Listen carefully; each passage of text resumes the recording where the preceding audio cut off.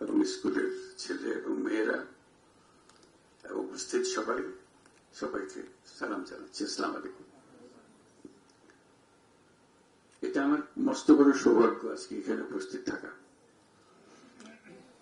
সৌভাগ্য কোন শুধু বাক্যের খাতিরে বলছি না, এটা আসলে আমি অনুভব করছি। ছোটবেলার থেকেই নাম শুনে আসছি, অদ্ভুত এক নাম, তার সঙ্গে একটা জিনিস জড়িত। এই নামের আর কোন ব্যাখ্যা কি জানতাম না, শুধু জানি বেওয়ারিশ লাশ। বেওয়ারিশ শব্দটার সঙ্গে পরিচয় হচ্ছে লাশের সঙ্গে এসে, এবং আঞ্জুমানে মুফতিউল ইসলামের কর্মকাণ্ড থেকে। এরা কারা কোনদিন জানিনি, আজকে দেখলাম চাক্ষুষ। আগে কোনদিন এরা এমন এক জগৎ থেকে ভেসে আসে, এটা লাশ পড়ে থাকলে উঠে নিয়ে যায়। এটা একটা স্বপ্নীল একটা জিনিস। যত দুর্গম হোক, যত কঠিন পরিস্থিতি হোক, ওই নামটা আসে। কি করেছে? আঞ্জুমানে মুফতিউল ইসলাম লাশ দখল করে দিয়েছে। এটা আমার কাছে খুব অবাক লাগতো। যার পরিচয় জানি না, কিন্তু প্রতিদিন প্রতি সময় এটার খবর আসছে। এখন শুনলাম সারা দেশ জুড়ে আছে। আগেও তো চিন্তা করি যে সারা দেশ জুড়ে আছে। চিন্তা করে দেখো, কখন কোথায় বেওয়ারিশ লাশ পড়ে থাকবে, ওইখানে আঞ্জুমানে মুফতিউল ইসলাম অপেক্ষা করছে, এবং তারা ঠিকই সেই সময় আসবে এবং ঠিকই তার ব্যবস্থা করবে, সুন্দরভাবে করবে। তাদের কোনো বক্তব্য কোনো পত্রিকায় দেখি নাই যে লাশ দফন করেছে। কোনো বক্তব্য কোনদিন দেখি করেন কিনা জানি না, আমার নজরে আসে না যে এটা নিয়ে কোনো বাহবা নিচ্ছে, এটা নিয়ে কোনো কিছু একটা বিবৃতি দিচ্ছে, কারো উপরে ক্ষোভ প্রকাশ করছে, কিচ্ছু করে না। একেবারে চুপচাপ অদৃশ্য কত মানুষ কতগুলো এসে সব কাজ করে।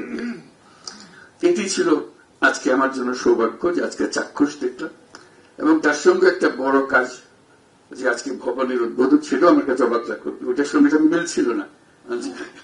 অদৃশ্য যে বলছিলাম, এটা দৃশ্যমান একটা জিনিস। কাজে প্রথম মনে হলো যে না, এটা তো বড় প্রতিষ্ঠান, এটা ছোটখাটো বিষয় না। বুঝতেছিলাম যে পেছনে একটা বড় কেউ আছে, পেছনে একটা গোষ্ঠী আছে, তা না হলে এত বড় অর্গানাইজেশন সম্ভব না, এত সুন্দরভাবে পরিচালনা করা সম্ভব না। বিশেষ করে করোনার সময় এই নামটা বারে বারে এসছে, যে কোনো সময় যে কোনো জায়গাতে বারে বারে আসছে। কাছে দেখছি যে ওটা আছে, চারদিকে ছড়িয়ে আছে। আজকে পরিচয় হওয়ার সঙ্গে সঙ্গে আরো দেখলাম বহু বড় বড় লোকজনের সঙ্গে জড়িত। জন্ম থেকে, এটা 1905 সাল থেকে এটার জন্ম, এটাও জানতাম না। আজকে সেই ইতিহাসও পেলাম, যে খুব ভালো লাগছে। এবং তার প্রতিটি জনের বাংলাদেশের ইতিহাসের সঙ্গে, বাংলাদেশের মুসলমান সমাজের সঙ্গে যাদের স্মৃতি আছে, তাদের সবাই এটার সঙ্গে জড়িত ছিল। এটা একটা মস্ত বড় ট্রেডিশন, একটা ঐতিহ্য বহন করে যাচ্ছে। এটা এই সমাজের একটা ঐতিহ্যবাহী একটা প্রতিষ্ঠান যে বলে যাচ্ছে। আজকে বাচ্চাদের দেখে ভালো লাগলো। এটা একটা নতুন দিক, এটা সম্বন্ধে আমার জানা ছিল না, যে এটা লাশ দাফন করা ছাড়াও অন্যান্য কর্মকাণ্ডের সঙ্গে জড়িত আছে। মজা হলো কাজটা আর নামটা একাকার হয়ে গেছে, এ দুটো থেকে আলাদা করা যায় না। কতগুলো নাম আছে, নামের অর্থটাই হলো কাজ। আঞ্জুমানে মুফতিউল ইসলামের অর্থ কি সালাউদ্দিন সাহেব বলছেন, যে ব্যাখ্যা দিলেন কি নাম, কেউ এটা নিয়ে মাথা ঘামায় বলে মনে হয় না, সঙ্গে সঙ্গে মনে করে যে কাজ। এই নামটা ওই কাজের অর্থবাহক। এই শব্দটাই এটা নতুন অর্থ ধারণ করেছে, এই নামটা একটা নতুন অর্থ ধারণ করেছে। এরকম একটা নাম পাওয়া মুশকিল। এটা বহু দিক থেকে এটা অনন্য একটা প্রতিষ্ঠান। এটাই আমার বলার উদ্দেশ্য, যে আজকে এখানে আসতে পেরে আপনাদের সবাইকে দেখে, সেই জন্যই আমার কাছে একটা উৎসাহিত বোধ করছি যে এরকম একটা প্রতিষ্ঠানের সঙ্গে আজকে প্রথম সাক্ষাৎ হলো এতদিনের পরে। বাংলাদেশে বহু প্রতিষ্ঠান আছে, স্বাভাবিক যে কোনো দেশে থাকে, বাংলাদেশেও আছে। বহু চেষ্টা হয়, কেউ বছর থেকে, কেউ 6 মাস থেকে, কেউ 10 বছর থেকে, নানা থেকে। এত দীর্ঘমেয়াদী একটা প্রতিষ্ঠান টিকে আছে শুধু নয়, এটা মজবুত আছে এবং বড় রকম ভাবে শক্তভাবে কার্যক্রম পরিচালনা করছে, নানা দিকে ছড়িয়ে যাচ্ছে। লাশ দফন করার সঙ্গে সঙ্গে অন্যান্য কাজগুলো, যাদের এতিমদের দিকে নজর দিচ্ছে। এটা অবাক কেন? এরকম আরো প্রতিষ্ঠান খুঁজে পাওয়া যায় কিনা, পুরা উপমহাদেশে এরকম দৃষ্টান্ত আছে কিনা আমার জানা নেই। কাজেই সে একটা অনন্য প্রতিষ্ঠান হিসেবে যে এত বছর ধরে সেবা চালিয়ে যাচ্ছে, কোনোদিন এটা নিয়ে কোনো খবর কাগজে প্রকাশিত হয় না। একমাত্র বলা হয়েছে আঞ্জুমান মফিদুল ইসলাম লাশ দাফন করেছে, এই দুটো শব্দের সঙ্গে আমরা পরিচিত। তো আজকে আমরা গৌরব বোধ করি এরকম একটা প্রতিষ্ঠান যে যারা চালিয়েছে, যারা এটা পেছনে সময় দিয়েছে, মেধা দিয়েছে, তাদের প্রতি আমরা কৃতজ্ঞ। এবং এটা আরো বহু দিকে এটার কর্মসূচি সম্প্রসারিত, কিন্তু অবশ্য মূল কর্মসূচি যেটা নিয়ে তার জন্ম এবং যেটা নিয়ে আমরা তাকে পরিচিত, তার সঙ্গে আমরা পরিচিত হয়েছে, সেটা বহাল থাকুক। সঙ্গে সঙ্গে এটাও বলি বহাল থাকুক, কিন্তু কাজটা যেন না থাকে।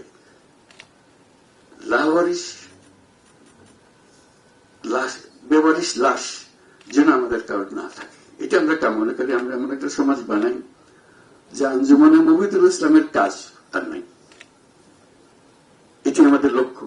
দাফন করে অত্যন্ত সুন্দর কথা, কিন্তু আমাদের লক্ষ্য যেন কারো লাশ বেওয়ারিশ হিসেবে না থাকে। আমরা সবাই যার যার মতো করে যেখানে আছি, আমরা যেন নিজেরাই এটা বেওয়ারিশ হওয়ার আগে থেকে আমরা রক্ষা করতে পারি, যে তার বন্ধু বান্ধব আত্মীয় স্বজন কেউ না কেউ কাছে আছে, তার এটা সম্মানজনক ভাবে দাফন করবে। এতে আঞ্জুমানে মফিদুল ইসলামের কর্মকাণ্ডের কোনো ব্যাঘাত হবে না, বরং আমরা তাকে সম্মান দেখাবো এই জন্য যে তার এই জিনিসটা আমাদের চোখে তুলে ধরার জন্য। আমরা না হলে আঞ্জুমানে মফিদুল ইসলাম না হলে আমরা জানতাম না এই লাশের কি হয়েছিল। ওরা থাকাতে আমরা জানলাম যে এটা সম্মানজনক ভাবে তাকে দাফন করা হয়েছে। কাজে সেটা আমাদের মনে এনে দিয়েছে, এবং সেটা একটা প্রতীক।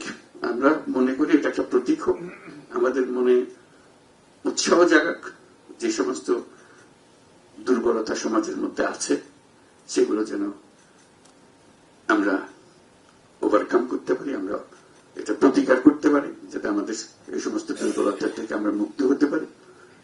আমরা আরো যে সমস্ত কাজ আছে সেগুলোর দিকেও আমরা মনোযোগ দিতে পারি, যাতে আমরা আঞ্জুমানে মফিদুল ইসলামের মতো মনোযোগ দিলে বহু সমস্যার সমাধান আমরা নিজেরাই করে ফেলতে পারি। তারা কারোর জন্য অপেক্ষা করে নাই, দাতার জন্য অপেক্ষা করে নাই। দাতার অভাব হলে যে আঞ্জুমানে মফিদুল ইসলামের কাজ বন্ধ হয়ে যেত, সেটা আমি মনে করি না।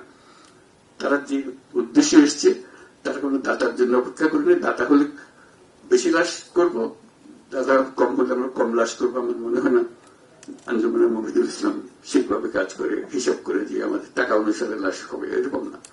তারা তাদের যে নিজের আগ্রহ এবং দায়িত্ববোধ থেকে এটা করে, মানে আল্লাহর কাছে তারা এটার জন্য দান পাবেন। আমরা আজকে শুভকামনা করি, এটার অগ্রগতি কামনা করি, এবং এই এত বছর যেরকম সুন্দরভাবে কাজ করে এসছে, আর ভবিষ্যতে এই ট্রেডিশন চালিয়ে যাবে এবং আমাদের উৎসাহ দেবে, সারা জাতিকে উৎসাহ দেবে, যেন আমরা এই কাজ এবং আরো অন্যান্য কাজ তাদের উদ্দেশ্যে অনুপ্রাণিত হয়ে আরো বহু রকমের অন্যান্য কাজগুলো করতে পারে। আজকে আঞ্জুমানে মফিদুল ইসলামের সঙ্গে যারা যেভাবে জড়িত আছেন, তাদের সবাইকে আমি ধন্যবাদ জানাচ্ছি এবং অভিনন্দন জানাচ্ছি। সবাইকে ধন্যবাদ।